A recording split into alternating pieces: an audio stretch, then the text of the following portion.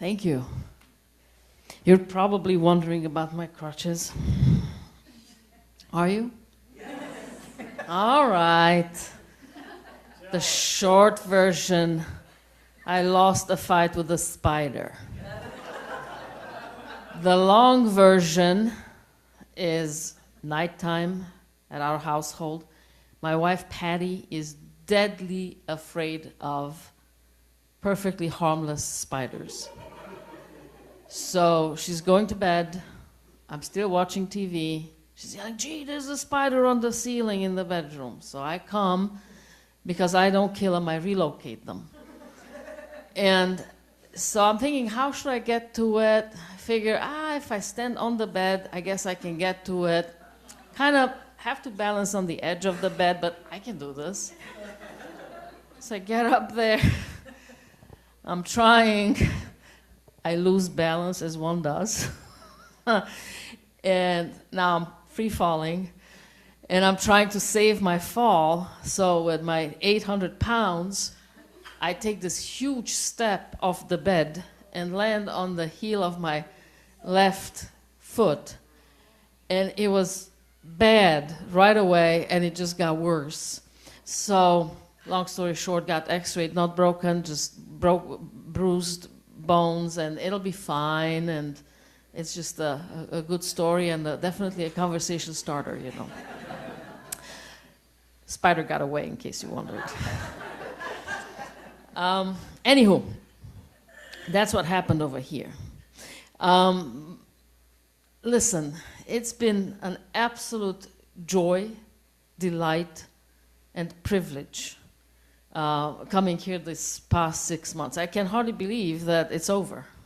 It seems like it was a blink of an eye, and I loved coming here. I loved sharing with you. I loved getting to know you, and thank you for allowing me the opportunity. So today is the end of Pride Month. And I want to talk to you about a different pride that happened elsewhere, not here. It happened yesterday, a year ago, in Budapest, Hungary. And I want you to imagine this. It's Budapest. The population of the entire Hungary is under 10 million people. It's not a big country. And so it's sweltering hot. It's just very, very, very hot. Probably, you know, in the 90s, mid-90s, high 90s. All that asphalt. It's a big city. It's a metropolis. It's just sucking in the heat and then sending it right back. And it's hard to be outside. But there's a crowd.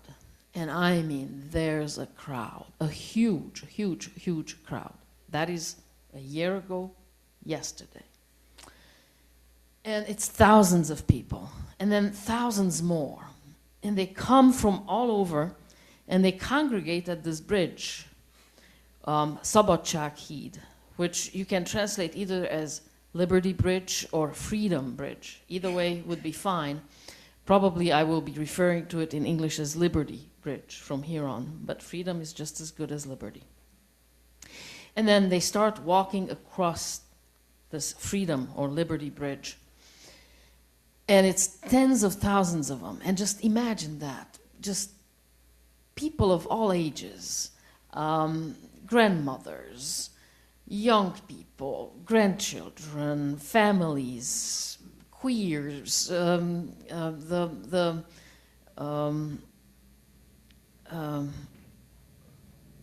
gosh, what do you call them? Oh my God, I can't think about it. The drag queens and drag kings, and it's joy, and people are laughing, and it's fun. But you know what? It is the 21st century. You don't have to imagine everything. We can do better. We have pictures. Will you load the first one for me, please?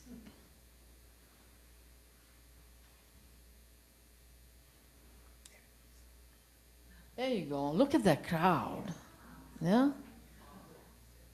So, will you load the second one? There's the joy, the colors, third one. Look at that. That's a lot of people. How many people do you think it is? If you were to guess. 50,000. Okay, good guess. Anybody else? Next picture. Wow. That's a lot of people.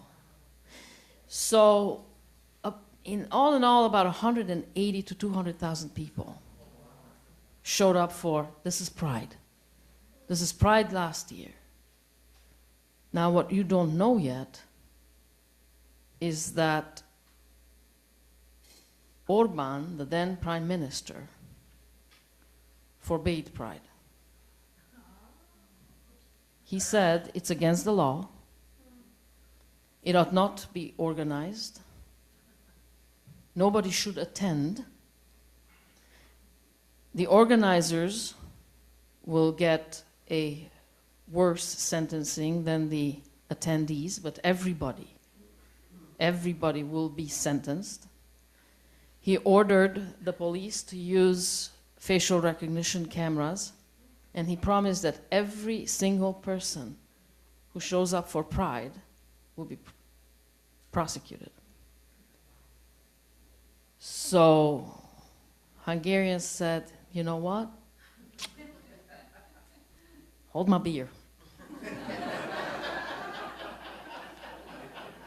And today, of all days, instead of being safe, I'd rather be counted.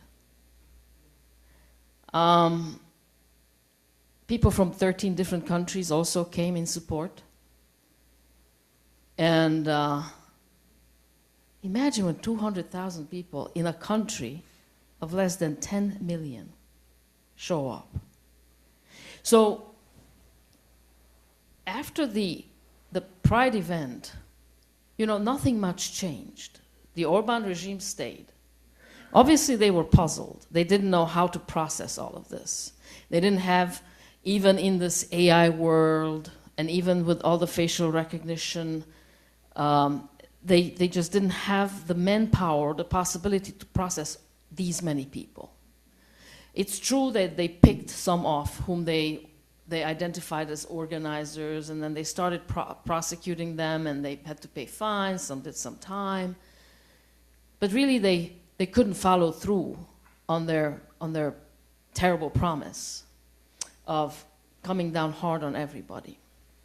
But if you ever wonder if the No Kings demonstrations are meaningful at all, wonder no more. Because any authoritarian regime has a tremendous need for us to believe and think that we're isolated, tiny little islands who disapprove of the government, but we're isolated and few and far in between. But when we show up in numbers like that in Budapest, or when we show up in numbers like we do at No King rallies, that's when we are confirming and affirming to ourselves. This is we're brewing our own medicine. We are affirming and confirming to ourselves that no, we are not far and few in between. There's many of us. And in fact, when we look at this crowd, we don't recognize anybody. And that's the good news. That's the good news. That means that people are coming out of the woodwork, that people that we never come in touch with otherwise, ever, they're just as unsatisfied as I am, as you are. And it also shows the government that, wait a minute, there's trouble here. We are not going to be able to get away with what we want to get away with. So, this is what happened when Orban made Pride illegal. His message was, stay home, stay small, stay quiet. And the people said, I'm not going to stay safe. I'd rather be counted. Now, I know that this happened over there, and that the situation here is different. And I also want to remind you once more that at the time when all these demonstrators showed up for Pride, and many of them, most of them were allies, you need to understand. When 200,000 people show up in a country of less than 10 million, most of them are allies. They didn't know how the story would end. Now we know how the story continues. You never know how the story ends because it always unfolds, right? It keeps unfolding and unfolding and unfolding, and we never know what's the next turn and what's beyond the next turn. But we know of some unfoldings a year later. We know that this was the beginning of the end for the Orbán regime. In April, they had an election, and he was defeated, and not by a slim margin, but by a tremendous margin, where the new government received a more than 2/3 majority. It's the kind of majority where you can change the constitution when you have that sort of majority. And Orbán was defeated tremendously. And the new government, of course, reinstated Pride. The new government did away with the punishments that were doled out against the organizers and the few attendees who were prosecuted after last year's Pride. But a year ago, they couldn't have known that this would happen. And they did it anyway. And that is why I titled my talk, "The Joy Got There First." Because you see, we tend to believe that joy is the reward. That joy comes when things are sorted out. Then we can be joyful. And in fact, life shows us otherwise. That we choose the joy first, and then we change the circumstances. And then the circumstances are shaped and shifted to match the joy that we put out first, if that makes any sense. Now, last time when I was here, I believe I mentioned that I seem to live in this, I find myself living in this very schizophrenic world now, because I am following so closely the unfoldings in Hungary. And it feels so good. It feels so good because they're undoing so much of what Orbán had done. And it's just, like, I feel proud again to be Hungarian. And then I'm back here in this world, and I'm following these news, and then it's just, it's horrible. That's a horrible feeling. And look at what happened in your state. What your governor said this month, beginning of this month, when he declared June to be the Nuclear Family Month. It's a document that defines a family precisely as one husband, one wife, and their children. And it calls this God's design for the family structure. The foundation of society since the creation of the world. And in case anyone missed which month and which people it had in mind, the lieutenant governor sent around an illustrated version with 3 words across the top in rainbow letters: "Take back the rainbow." That happened here in Indiana.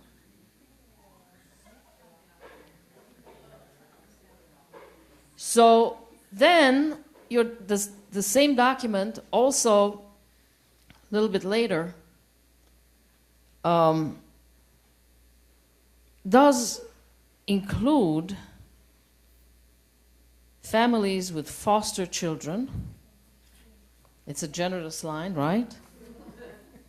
But then another sentence later, on the very same page, it turns it around and praises children raised by their married biological parents, quietly uninviting the families it had just welcomed in. That is reality today in Indiana. So on the news, there was a Hoosier mother in the news who's raising 3 adopted children with her wife, and she just said that this is so offensive. And I think offensive doesn't even begin to cover it.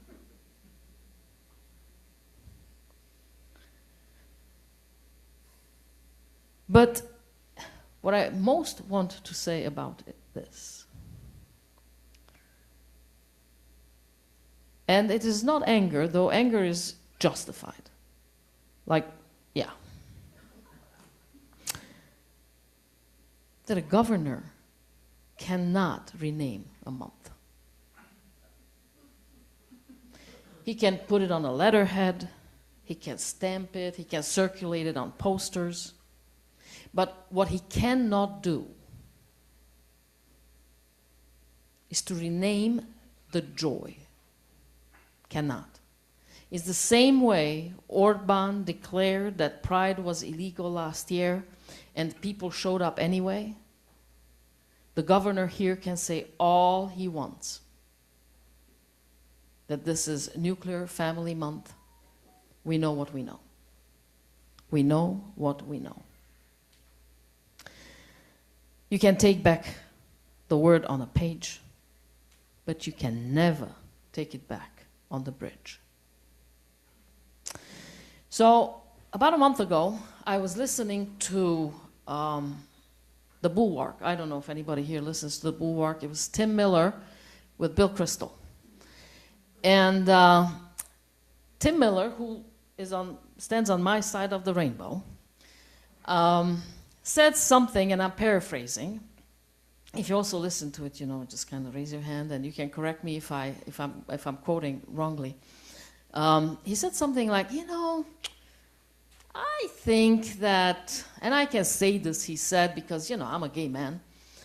I can say this, that I think this whole Pride thing, maybe we don't need to do it for a month, for an entire month. We don't need to flaunt it all the time. Like, why do grandmothers and just all the people have to go into Target and other stores and just see the rainbow all month, all long? It's just like, maybe we can just choose a day if we have to, but all month, I think is just overdone. It's just my opinion, but it's what I feel. And what I found really interesting, that Bill Kristol, who, by any accounts is not a liberal, he's a neocon, and he's the one who pushed back. And that alone can tell you the state of our world today, that he's the one who pushed back, and he said, I don't know about that. I think it's still quite called for, because, these rights are constantly being rolled back, and even when they can't roll them back, they still want to roll them back. There's still that. So I think it's okay. It's okay to use the whole month of June. And Tim was, I'm kind of over it. And those are the words he used. I'm kind of over it. And you can't kind of be over it. You can kind of be over it when you are standing on solid ground.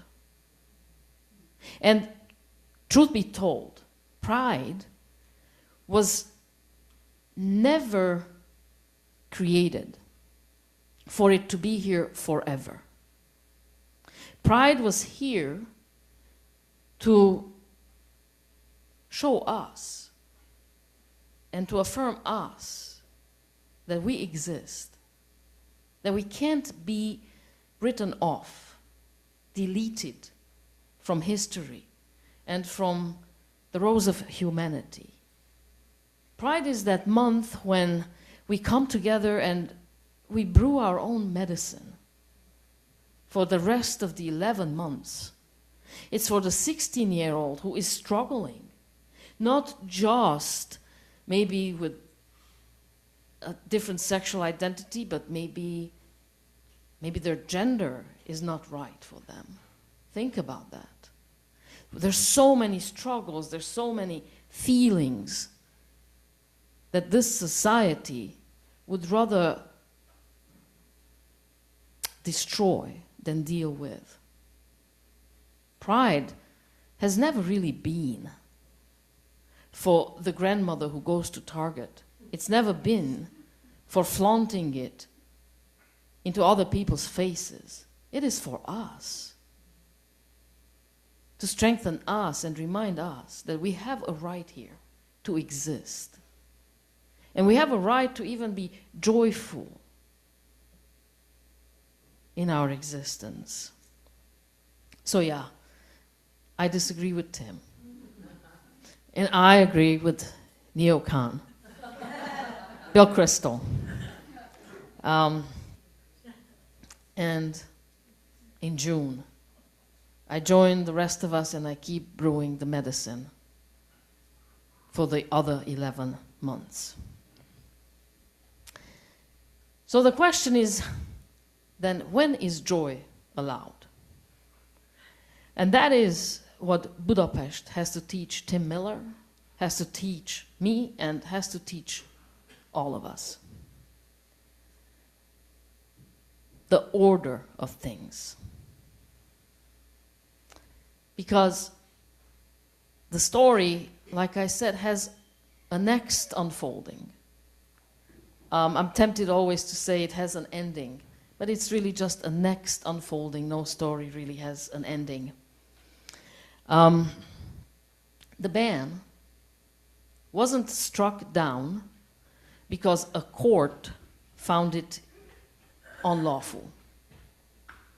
The ban also wasn't struck down because, say, the police said this is not something we are going to enforce.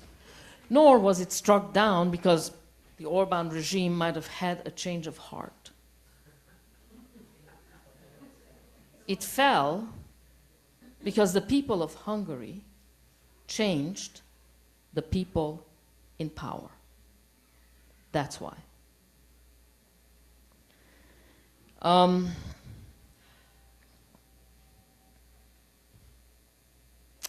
So the new government came in, and the new prime minister gave his very first official talk in the parliament. And of course he gave it in Hungarian, to Hungarians in Hungarian, because it's Hungary. And I listened to it, and I understood it, because I'm also Hungarian. And so this is what he said, and I'm just going to quote it in Hungarian, though you will not understand it. But then I will translate it so you can understand it too. But this is what he said. Polgár az, aki szabadon gondolkodhat, szabadon vállalkozhat, szabadon gyakorolhatja a hitét, és akit sem a világnézete, sem a származása, sem a szeretete, sem a politikai véleménye miatt nem érhet hátrány. And I have to tell you, these words, my God, to be spoken in that country, I can't even begin to tell you what it means. The difference, the change, the weight that it carries after what that country had been through because of the Orbán regime. This is what he said. A citizen, he said, is someone who may think freely, make their own way freely, and practice their faith freely, and who can be made to suffer for none of it. Not for their worldview, not for where they come from, not for their politics. And then he named one more thing on that protected list, the very thing the old government had spent a decade trying to turn into a crime. A citizen, he said, must never be made to suffer for whom they love. He wrote love straight into the definition of a free human being. Love is love. But look at when the joy came. The joy did not wait for the election. The joy did not wait for the new government to grant permission. The joy got there nearly a year early. The people danced across that bridge in the summer of 2025, while it was still a crime to do so. They did not postpone their gladness until it was safe and sanctioned and approved. They were glad first, and the law came stumbling after. And beloveds, that is the thing that I most want you to carry home with you. We are taught, especially those of us who had to fight for our place, that joy is a reward that you collect at the end. First you win, then you celebrate. First it's safe, and then you can come out. First the world says yes, and then you're allowed to be glad. That is a lie, my friends. And Budapest proved it to the whole world. Joy is not the prize at the finish line. Joy is the engine. Joy is what you do in defiance of the people who would rather you disappear. To celebrate when you have been told to hide, that is not frivolous, that is not naive. It is one of the bravest things human beings can do. The party was not a victory lap. The party was the resistance. The joy was the win.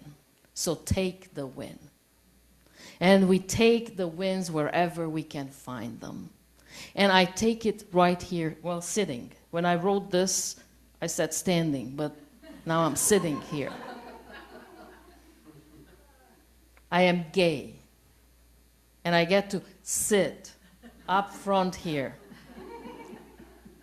in a room full of people and say it out loud.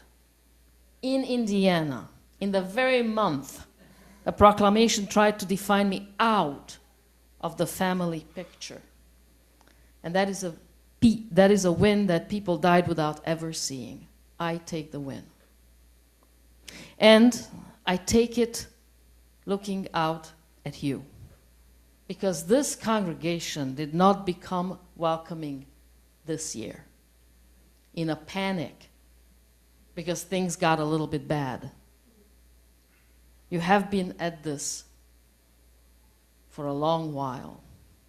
I know a little bit about your story. I looked you up.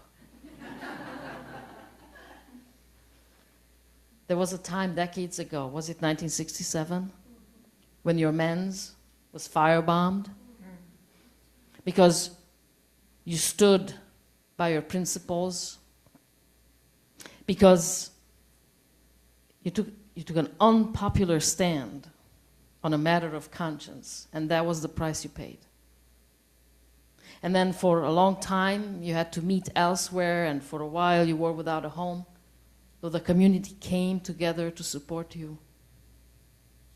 And now you have this beautiful home. So you know what it's like to stand by your values. You know what it's like to stand on principle, even when it's unpopular, but it's right. It's the right thing to do. And you do it even when it costs you something. It's easy to do it when it costs you nothing. But when it costs you something, that separates people with spine from people with none. You have been a Liberty Bridge for a very long time. We are never going to put 200,000 people on the bridge over the Danube. We're never going to bring 200,000 people into this building. That is not our calling, and it never will be. But what we can do, and what you do, and you do it every single week, is you create a home for every frightened person. And when they come in here, they know that they are safe. That they know that here they can let down their walls and exist. Without fear, without judgment. Here they can recharge their batteries, their souls, their hearts, their minds, so they can face another day out there. That's what you do for every person who walks in here. For every person who walks in here, you are that bridge of liberty. That's who you are. And that is your calling. So let me send you out with this. May you leave here lighter than you came, carrying joy not as a reward you have earned, but as a lamp you were given to hold for someone else. And then, and when they tell you, a governor, a court, a commentator, the low, tired voice in your own head, that you must wait until it is safe to be glad, may you remember a bridge in Budapest full of people who did not wait.